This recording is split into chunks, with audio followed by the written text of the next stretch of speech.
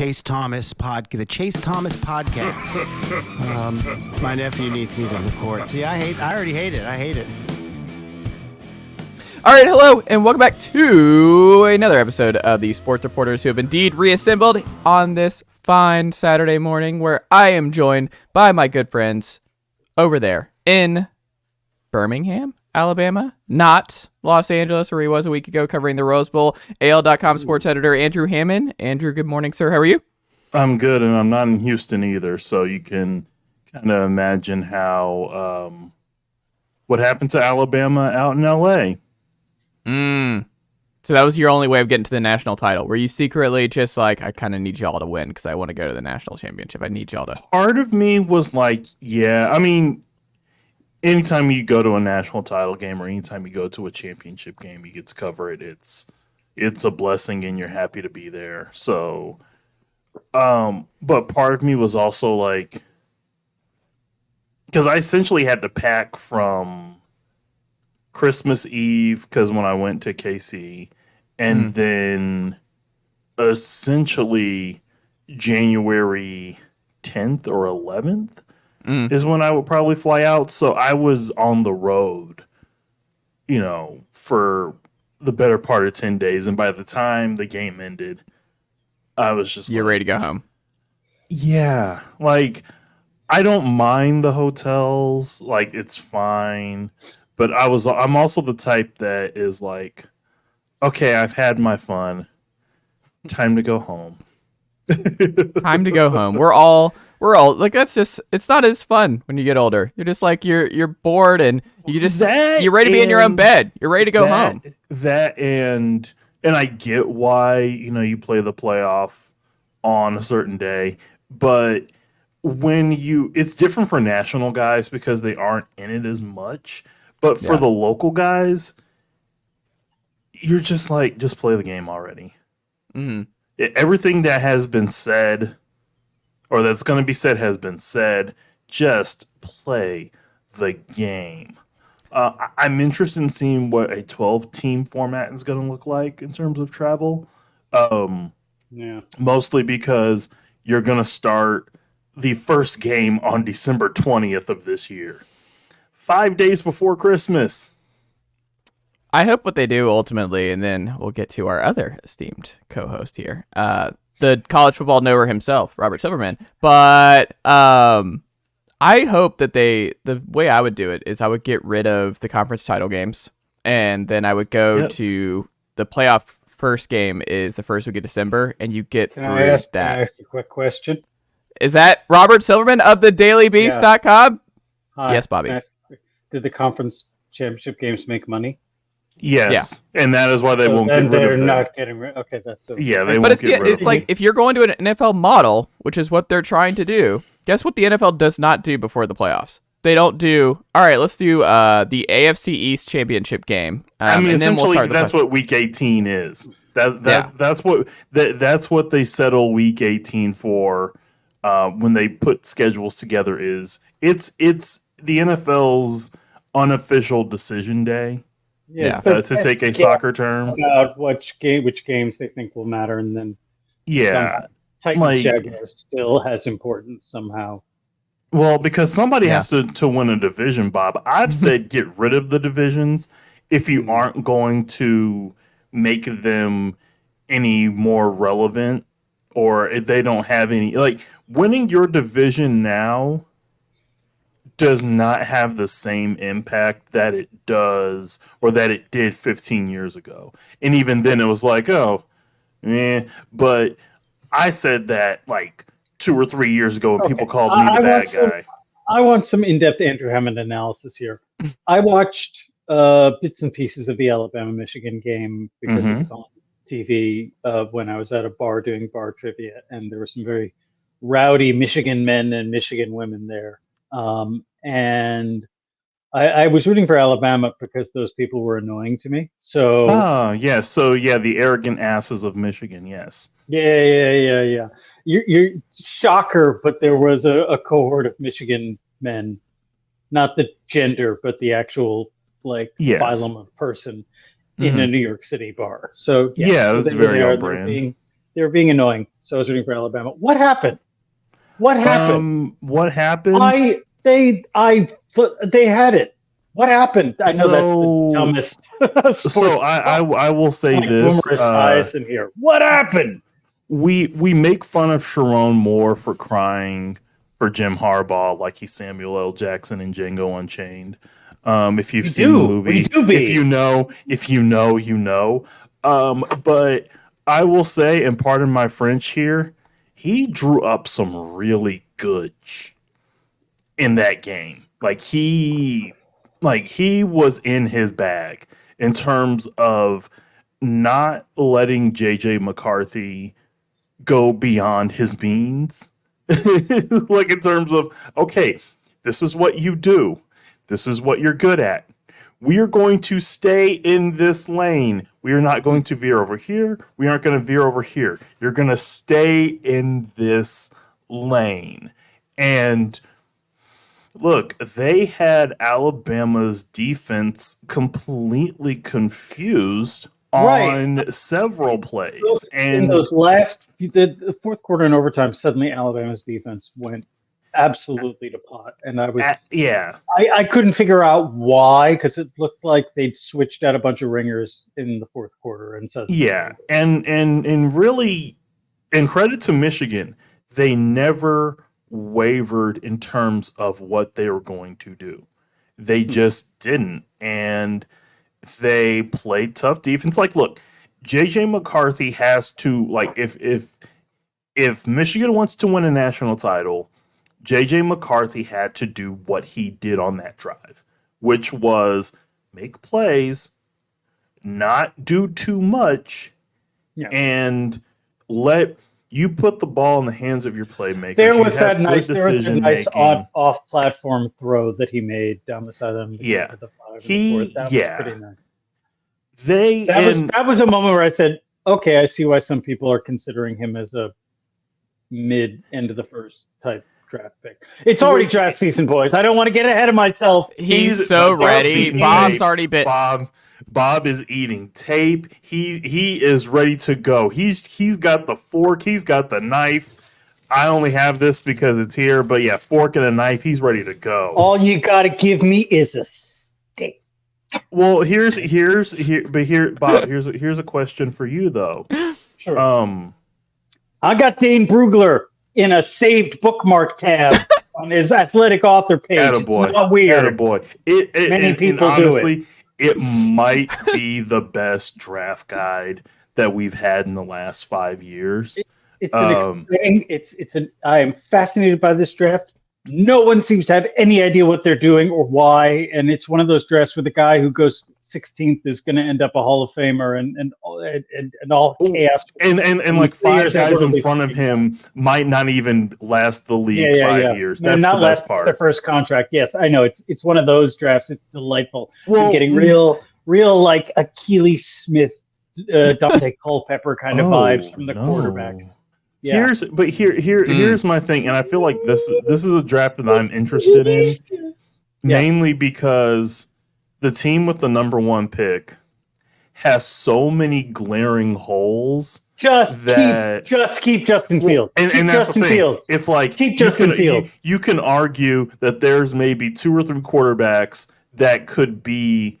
I'm not Bears pilled at all here by this late season run, but I'm sorry. It's actually safer to keep Justin Fields. Get Washington and or whomever picks 4th to give you an absolute. Do it twice. Trade down from 1 to 2 and 2 to 4, or go straight from 1 to 4. Get the absolute motherload from picks from whichever GM is the stupidest in Washington. Yeah, you basically got to find the idiot. If I'm Chicago, I'm finding or New England idiot. Yes, or if Robert Kraft decides that he can do it without Belichick and hires some new brain genius to run the Pats into that's my favorite thing. Straight up. Yeah. That's my favorite thing. Who takes over New England? Take Marvin Harrison Jr., stock up on extra first. Double down on wide receivers. Get Roma Dunze with the 10th. Yeah, pick. I would absolutely. Or even say, okay, well, we got DJ Moore in the fold. Get Marvin Harrison. I would say load up on offensive linemen. There are some offensive linemen who are Pacific Islanders whose names I can't remember at this point. Don't worry. Joe Alt. Joe Alt. That is not Pacific Islander.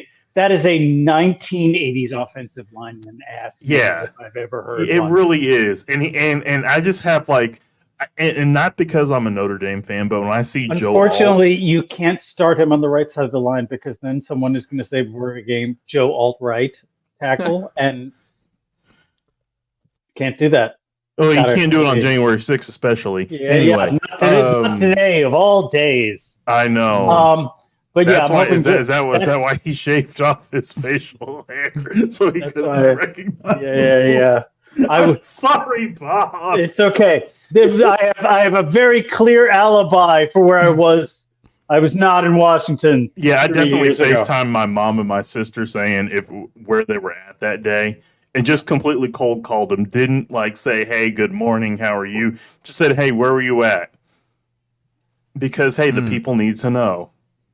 I was FaceTiming with my girlfriend who was actually back in Canada. She's from there. You wouldn't know her. And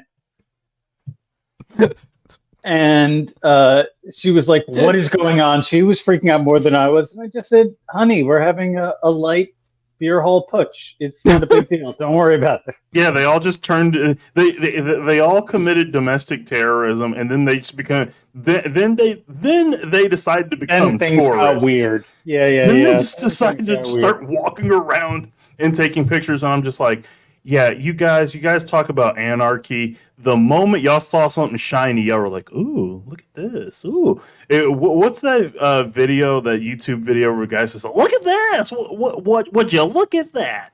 Would you look at that?" In any case, just to steer this conversation back towards the sports world a little bit more, right? I am actually hoping that I'm hoping that. To me, the wild card is Jaden Daniels. Does he get picked in the top 4? And that Jaden Daniels? Yeah, I thought he was coming back. No, he's gone. No, he's gone. Oh, yeah, that's right. The Falcons are mocked to him a lot. I don't want anything. I mean, Jaden Daniels, when I tell you, Andrew, you can probably understand where I'm coming from a little bit more than Bob and the college football watchability here.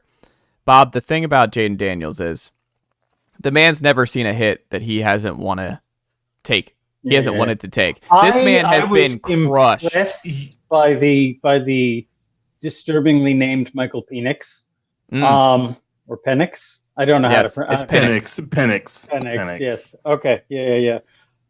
There was a clip of him throwing with his wrong hand. Am I wrong in that?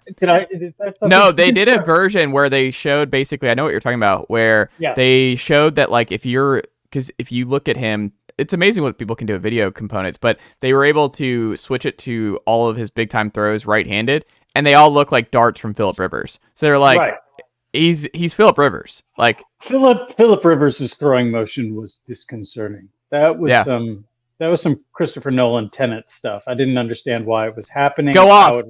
Be the Peloton instructor, Bob. Yeah. Can you imagine? That would be insane. Real doff of the cap to 404 media for unearthing the actual video of the Peloton. Oh my god! But I'm sorry, she told no lies. No. And also, she shouldn't have apologized. I'm upset that she apologized. Oh, she apologized? You gave a take. Yeah, it's like you don't need to apologize. It's a take. No, you didn't know he was going to be in there. And plus, I have a feeling someone at the Peloton Corporation said that her continued employment was dependent on. Yeah. It was absolutely a hey. Do you like working here? Do you like collecting a check? Here, just say you're sorry. Apologize. And here's the thing: overrated director, and put an end to this. Okay, I wouldn't call him an overrated director. We love Christopher Nolan on this. Yeah, on this I mean, show. hey, everybody's allowed one, but no, I do love the fact that basically the Peloton folks are like, look, we like you, we enjoy your spirit. But please keep coming back to spin classes. Or it's just like no one will say anything about the Dark Knight Rises. But can you imagine how weird that is for that woman? Because like the odds of A, Christopher Nolan being in your class, for one, and Oh, B, I bet she ever knew. getting... I bet she knew. No, she didn't know. No, she no didn't. way. No way. No way. But She also... did not seize an opportunity to No. drive Christopher Nolan into oblivion. No. That was not what happened here. Well, No. I choose to. I choose to believe it's real. It's like wrestling. You I live choose your to believe truth, it's real. Andrew. You live your truth. In any case, I'm hoping that Jaden Daniels goes in the top 8 so that Joe Alt or Olaf Fashanu falls. I'm going to clip all these and just have like Daniel should like. go 8, and then it's just 5 minutes of us talking about Peloton and Tenet and Christopher Nolan. Look, They're like, what is this? That's so what the interested people in watch this podcast for. Yeah. That's what they're here for. Yeah. Yeah. There you go. I still say I will still say in terms of what the Bears should do with the number 1 pick. Mm-hmm. I would keep the number 1 pick. I would go Marvin Harrison Jr. at 1, and then the second pick, or the second pick that I have in that top 5. I believe it's also gonna be a top 5 Pulling it up right pick. now. No, it's 9. It's 9. Oh, right it's now. 9. Oh, it's 9 now. Just Oh, yeah, that's Fields right. won Because the yeah, people tried to like actually be good at this point in the season. Because Justin Fields has time to throw, and I would go. I think he's good. I really think he's an is. NFL quarterback. I would get the highest defensive draft pick that you can find at 9, because as much as that offense is a flaming bag of dog crap, that defense is also. I would say hope that Alt or Fashanu drop. If not, JC Latham is right there. I know Michigan boat raced him a couple of times during that game, but JC Latham is, and honestly, I think he's a quality right tackle. And absolutely, absolutely. Look at me talking draft talk. Plug and play. Road grader. Let's go. Let's go, Bob. I mean, the draft this year is actually going to be really fascinating. I mean, the Bears pick, like, I wouldn't go Marvin Harrison. I think no matter what, I would probably. You don't need to trade back. Like, you already had the big trade with the Panthers, and you did that. You don't need to do that back-to-back years. Somebody's going to be desperate enough. Somebody's going to be desperate enough to jump up. They're going to go Williams, May, Daniels in some order, top 3. That will happen. You think Daniels is going top 3? Yes. Jaden Daniels goes top 3? Yes. Oh, Bobby. Buddy, I don't know. I have read a lot of blogs, so I know. Bob, I love you, but I don't know. I know. My NFL draft thoughts are they have a drill kind of odor to them. No, but you know what's good though, Andrew and Bob. Like, I think so you've. Well, I've read 1,000. I've read blogs. But you know what's good? It's like Bob's not the college ball guy, so like when Bob's like he says these things about Jaden, I'm like, Andrew and I are watching all these college games. We're like, I don't know about that. No, I don't. I don't watch the games. I read posts. Yeah. Here's my. And let me be clear. I love Jaden Daniels, the college quarterback. I love Jaden Daniels too. I just get after a while when people kind of figured getting an EJ Manuel vibe to him. No. He was a lot better in college. If we just beat you know how the NFL defense is kind of figured out after about 2015, 2016. If we just beat the out of Cam Newton because he won't properly slide, I think we have a chance of neutralizing him. Yes. Also Cam was built like a linebacker. And can take that for 10 years. And Jaden Daniels is not built like a linebacker. Very small man. Richardson, who was Cam Newton and is Cam Newton size. No, I don't like this because Cam Newton had the best college football season of all time. Anthony Richardson was never good in college. I watched an entire Florida State game where Anthony Richardson did not complete a pass in the second half. I watched an entire game. I did none of that, and I was an Anthony Richardson believer. Anthony Richardson is, and I'm not trying to dole out the race card here, but GM saw him throw a football 80-something yards, and they were like, oh my God, he can do everything a white guy does. Yeah, He that's can- basically. He can Zach Wilson the hell out of this combine.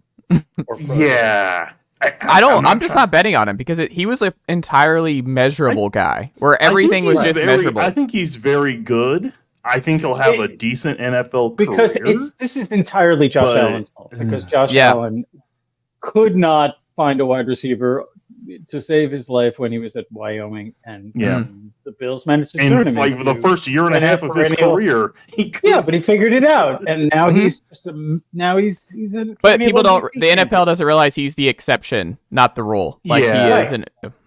But the thing about the NFL is they're going to figure this out in like 3 years when everybody else has been saying, "Hey, this thing doesn't work," and then somebody within the NFL media space is going to say, "Well, hey, guess what, guys? This thing doesn't work anymore. We've got a veer." And everybody goes. Nonetheless, my point stands. I think the top 3 picks will be quarterbacks, which is why. Well, that's interesting because the top 3 picks are right now, without any trades, Chicago, Washington, and New England. If I'm Washington, or New England, how bad do you want Caleb Williams? If I'm Chicago, I'm absolutely asking the question: how bad do you want it? Right. I mean, I think Drake's going to be a better player than Caleb. You say to both of those teams, which one? Like, okay, you let them decide which quarterback tickles their fancy at number 1, and you say which one if he wants it. Whomsoever gets the best offer on the table wins, and then you take it, and then you find whichever team is still thirsty for Jaden Daniels, and you say and you offer it to them because Atlanta might do something like that. It feels. Don't do this to me, Bobby. Don't do this to me. God, that I want Atlanta to go. So right now, Atlanta's at 10, and we'll see what happens tomorrow in the Saints game. Get an offensive lineman. No, they don't. No. The offensive line's okay. Arthur Smith out of town on a rails first, and then you can figure out this whole thing. That would be okay. But I think Atlanta, what I would do at 10 is go corner or edge, and then you trade up in the top of the back end of the first round and take either Michael Penix or Bo Nix is what I would do in the bottom of the first. That's what I would do. See, I thought Bo Nix he was 28 years old or something. He's old, man. He's played a lot of college football. Old. He is not. He's 23. Yeah. No. College football old. He started as a true freshman. He played He's 22, 5 years or 6 years, Andrew? Jamie, how old is Bo Nix? Bo Nix, like 23, 24, something like that. No, but he's not 24. He's not really old He's not Baker Mayfield age. He's old. He turns 24 in February, but Okay, so he's only 23. I really thought he was 28 years old because I've been No, Bob. But in college football years, he is college old. Football. He's 37 so because the man played as a true freshman. He is around the same. Like Baker Mayfield came out. I think he was 24 when he played his first NFL game. Yeah. So he's that Baker Mayfield age. Okay. Yeah. But he's also Baker didn't play a lot of college. Like Baker obviously had the Heisman year with Oklahoma and the Rose Bowl and everything else. But like Baker started at Texas Tech, bounced around for a little bit, and then got on. Bo Nix was the prince that was promised at Auburn. His dad was an Auburn legend. He plays there right away and was never good. And then goes over to Oregon. Is a Draft Day 2, the Drafting movie sequel named as college quarterback name. Yeah. But we'll see. I don't know what ultimately happens there. I think the Bears. So wait, what are the predictions? The Bears have exactly the first round draft set up more or less that the Browns did in the seminal movie Draft Day. They really do. They really do. So what do you think? I got to ping Robbie Talent about this because he's a Draft Day aficionado. By the way, I hate that movie. It's awful. It's terrible. Never saw it. It makes no sense at all. Don't do it. Don't just. It's really terrible. If you've watched the NFL draft and you're like, and you see the movie like halfway through it, you're just like, it's not supposed to go this way. It's not supposed to go this way. But then those murmurs become louder as the movie goes on. It's a terrible movie about Kevin Costner as the GM of the Cleveland Browns trying to save his team with this one draft, and he makes a bad decision, and then he spends the day wheeling and dealing to make it a good decision. It's not interesting at all, and so very, very unrealistic. Dennis Leary plays the Cleveland Browns head coach. Chadwick Which I feel Boseman like is the I will say is the running back that they select. Dennis, I thought he was a linebacker. Yes, he's the linebacker. Yes, Chadwick Boseman is the unheralded middle linebacker who goes at first Ohio State. overall Yes, from Ohio State. In any case, the most unrealistic moment in the movie Draft Day is when they shock the world by taking Chadwick Boseman first overall.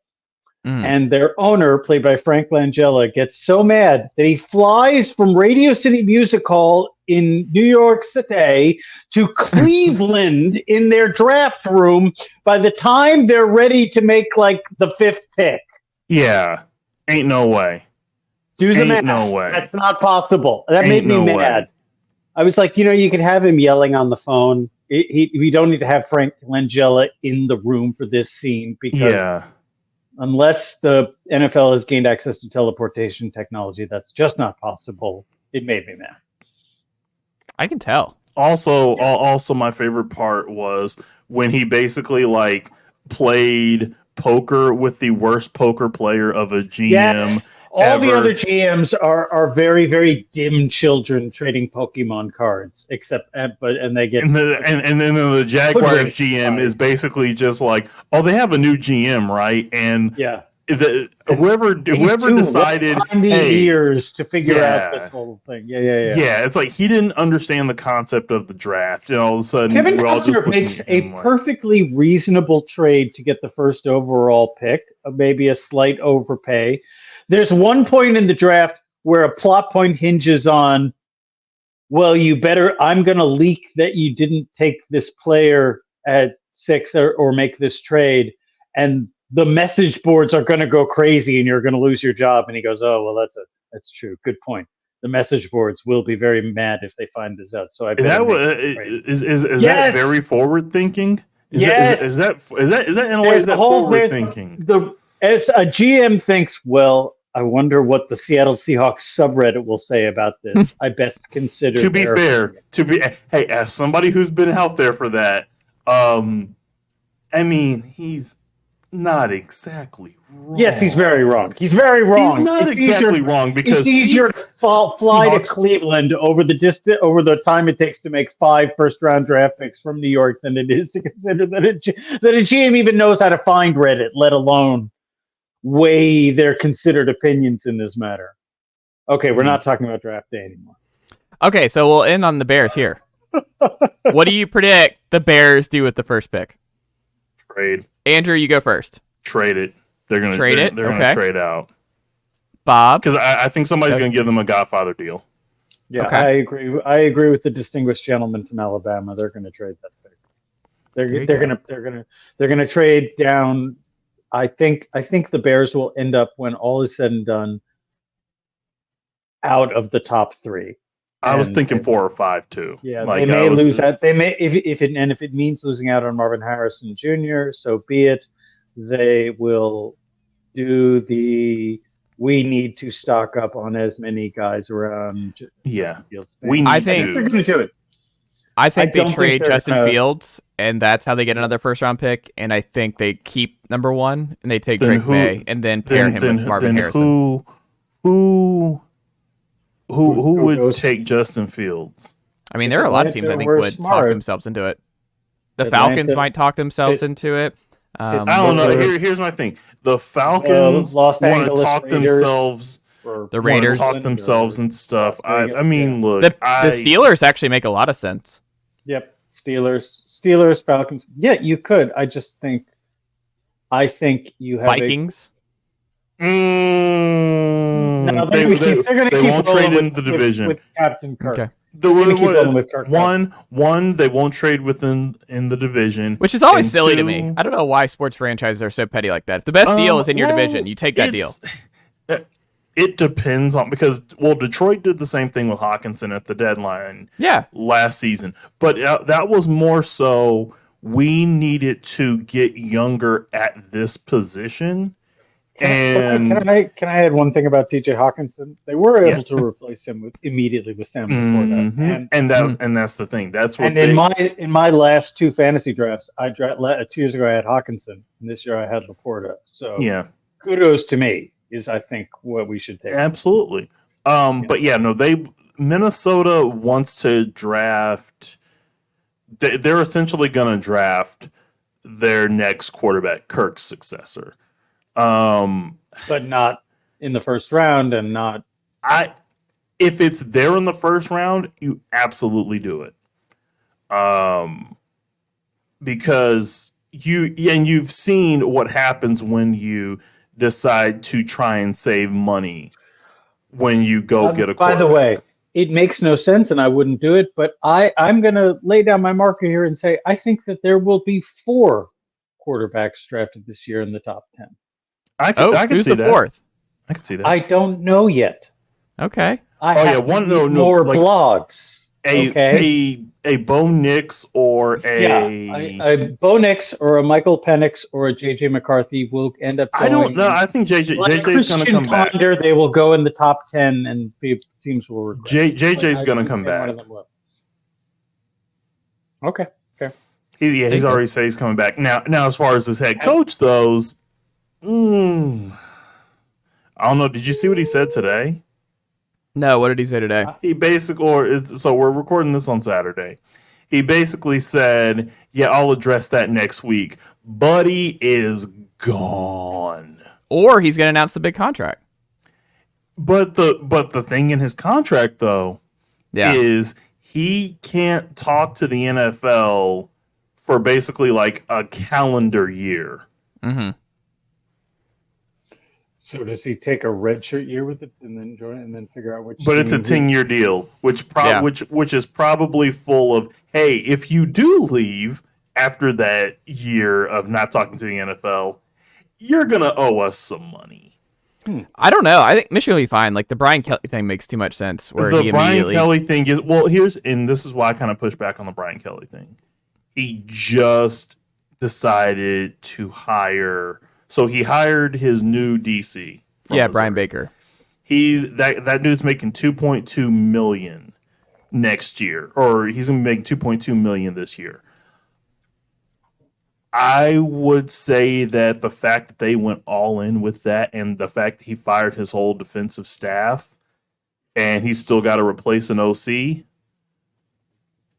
I don't know. I mean, I just look at it as like he can. Thinking that he's probably staying. I mean, he could go because everybody thinks that Notre Dame was his dream job. Yeah. It was Michigan. When he was at Central Michigan and he was at Grand Valley State, like it was never, Notre Dame was never the dream. It was always Michigan. Yeah, and you know what I would rather do? Play a Big Ten Michigan schedule than LSU every year. I'd rather he's seeing that and he's like, I don't know. I look, with all the moves that they made in the offseason in terms of just staffing and all of that, I wouldn't be shocked if he goes because he's gone before in shocking fashion, but bouncing after you've basically decided to give your new DC the biggest assistant contract in the sport right now. But you have to, because you have to operate that you're staying. But if Michigan does open up, hey, guess what? Things change. Like, I had to operate I was staying. He takes but here's the thing. And then he's going to take half that staff with him? Yeah. I mean... It's tough, but it's college football coaches. They'll do it. It wouldn't shock me. I think about that move yesterday he made, and I'm like... Good hire. Okay. Yeah, I mean, it's a fantastic hire. I don't know. This is like one of those, Bob, where it's like if you're this is why I like some of this stuff, because I'm back and forth on certain things, like the portal and stuff. There's a lot of brokenness in certain areas, but I'm like, the one thing that it always, like, these coaches can't help themselves is you look these kids in the eye and you're like, we're only a couple weeks after signing day. And there are Mizzou big-time players who signed with Mizzou, committed, signed their paperwork, letter of intent, because they wanted to play for this DC. And this DC is now gone at a rival school at LSU, and they can't get out and change their mind now for a little bit. It's just so stupid. I understand the transfer portal. Thank you. Well, no, I'm just saying that like this is like one of those. It's just not an NFL thing. Like this is such a I know. Football, they're 19 and 20-year-old kids. They actually there is a deep emotional bond. It's not just a job, and I get that. And I get that's why people like watching college football more than they do the program, because even though the quality of play is a level below, it's a different kind of. There's a different emotional tenor to the games by definition, because of the decades and decades and decades of fandom, because the alumni come back and it's a powerful bond that's created between team and spectator. I get that. Yeah. Yep. Speaking of powerful bonds here, Bob, you've gotten away from talking about OG Anunoby and your long forgotten son, Emmanuel, quickly. Moving on to Toronto. I don't know how deeply we want to get into Knicks talk today, but logically, I totally understand why the Knicks made this trade. It made a lot of sense, both for their long-term outlook and for the current roster. It got a lot of guys slotted into their right roles. I personally have said for a while now that RJ is a fraud. Well, dang. He's just never going to be more than a frustratingly inconsistent, ball-dominant, low efficiency scorer. But I like RJ. RJ is good people. RJ, he was the second longest tenured Knick on the roster, and he's and Emmanuel quickly just played with so much joy, and he was fun to watch, even when he was, bricking jumpers. He played with just a profound. It's really a fun thing to be an Emmanuel fan, and I'm sad, but I'm happy that he's got a place where he's going to get 30 to 35 minutes a night, which just wasn't going to happen in New York ever, which I would call a mismanagement of his career and a misuse of roster assets. But it's fine. He gets to spread his wings and become his best self. So I'm happy for Emmanuel quickly. I'm happy with the way the Knicks, with the trade, again, logically, and they did stomp the Sixers last night in Philadelphia by 36 points. So there is that. Also, when did Obi Toppin learn how to shoot threes at a really high clip? His release is so fast. He was burying the Hawks last night, who got absolutely obliterated. Obi Toppin has been a fairly decent.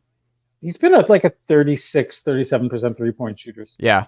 Starting in 2 years ago, 22, 23, started in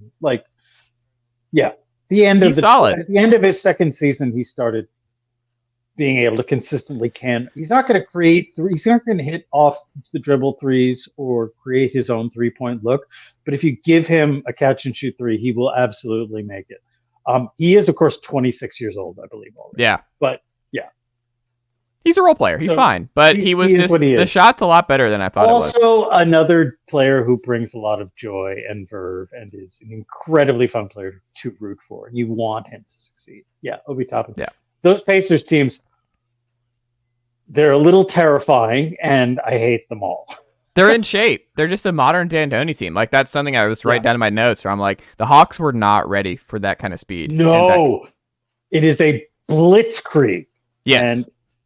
And once they get that ball rolling downhill, you are in real trouble. And I am still mad at the Knicks for taking Obi Toppin over Tyrese Halliburton in that's tough. The 2020 draft. I want. It feels like it's one of those. It seemed like a good idea at the time. Yeah, it made sense because they did.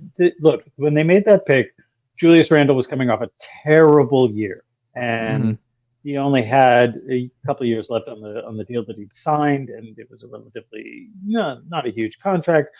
You figured the Knicks thought they were in for a good long stretch of rebuilding. Obi Toppin would get a lot of playing time. Randall would be out the door for a pick or two soon enough. And then what happened is Julius Randle turned into an All-NBA player in the 2021 season, and Obi couldn't get on the court. And then Julius Randle had a terrible year, but Tom Thibodeau, because he's Tom Thibodeau, wouldn't play him and Randle together with Toppin or Randle at center. So Obi still was trapped at around 15 minutes a game. And then Randle rebounded last year. So Obi Toppin still only got 15 minutes ago. It was another situation where you never got to see what Obi Toppin could be. But it made sense. At that point in the draft, I still was hoping for Halliburton. I thought he was good. I thought his funky shot would translate. I liked him. Although I thought my comp was more Kevin Martin than Paul George, who can hit from 30 feet away. Or sorry, Yeah. like not peak Paul George. Sorry, Chris Paul, who can hit from 30 feet away. So no, I did not see that. I was not eating Iowa State tape. I was not making trips down to Ames to scout him. I love that you knew it was Why an not, Ames. Bob? Why not, Bob? Well, there was a pandemic, so. Yeah. Points were made. Yeah. But how does in OG any case, fit, Bob? Perfectly, like Okay. like an isotoner glove. What he does is he allows them to use, whether it's Grimes or DiVincenzo, as an off the ball guard. His ability to hit catch and shoot threes at a very high clip means now that when Brunson and Randall get 2 feet in the paint, you have multiple shooters to kick it out to, and or Hartenstein waiting at the dunker spot. And it really opens up the paint for both of them. That was also RJ Barrett's preferred territory, and no one was closing out hard on RJ Barrett. And so it was coming. It's made life easier already on offense for Brunson and Randall. So there's that. It also allows them to recover, to play a lot better defense, because you can just stick OG on anyone in the league 1 through 5, and he will do a credible job against them. And he is a rare and versatile defensive piece. Offensively, he's pretty mechanical, but again, like I said, he has over his career hit over 40% on corner 3-pointers. And that is a staple of a Tom Thibodeau offense, which is kind of boring and not that creative, but it does work if you have those pieces. So Thibodeau's going to ride him like he did Peak all day, like 40 minutes a night for OG. It all works and it all makes sense. But I still love my son Emmanuel Quickly, and he will forever have a place in my heart. I love it. Andrew, your pick of the week this week is what? Oh God, haven't done one of these in a while. I'll probably go 2 shows that are coming to FX. I think either January, February. Shogun looks fantastic. Oh yeah, Ghost of Tsushima, and then you've got I think Truman Capote versus Swans, the newest feud entry. Just love it when sassy bitches go at it. Basically, it's kind of like us, but without the New York high life. Mm-hmm. There you go. I like it. What about you, Bob? I can't remember if I mentioned Slow Horses on the last pod that we did. I don't think so. Okay, then my pick is absolutely Slow Horses. It is available on Apple Plus, Apple TV. It is a British spy show, but it's about all the spies who have screwed up in one way or another. But they can't be fired, so they just sort of send them to a division for misfits, losers, drunks, and failures. And so it is all the intrigue of a British spy show and all of the cringeworthy constant humiliation and apologizing of a British TV show like The Office. So you combine those two. So all the characters are constantly screwing up and just having to wallow in their own failure and humiliation. Delightful, especially when they're British and doing that. That's what the British do best. And of course, the person running this MI6 office is Gary Oldman, who is delightful. And let me tell you, he had put on, I assume he put on about 40 pounds for this part. He let his hair get as greasy and stringy as humanly possible. He is pockmarked and blotched and constantly drunk. He eats in the most disgusting ways imaginable and farts loudly and constantly and then insults people. He's my hero. You can smell him through the screen. is the way. And he's clearly having the time of his life doing this. It's like if you took Oldman playing George Smiley and something went terribly, horribly wrong, and now he frequently wakes himself by farting. That would be the character. It's great. Hey, it happens. No one denies this. And so there are 3 seasons in the books, and because it's the British and they don't want to work that hard, there are only 6 episodes per season, so you can really learn a lot and get 3 seasons in the bag without too much trouble. Really, you can plow through that in a day and a half. Delightful. And the theme song is by Mick Jagger, who sang it because he liked the book so much that this is based on. Good. Got a real earworm of a theme song. I like it. Yeah. Well, thank you guys. As always, go subscribe to thedailybeast.com, AL.com for all of your Alabama sports, your politics, your sports writing, all that good stuff over at both of those 2 sites, and support the good folks over there, along with Andrew and Bob. Y'all, thank you as always for the time, and I will talk to y'all next week.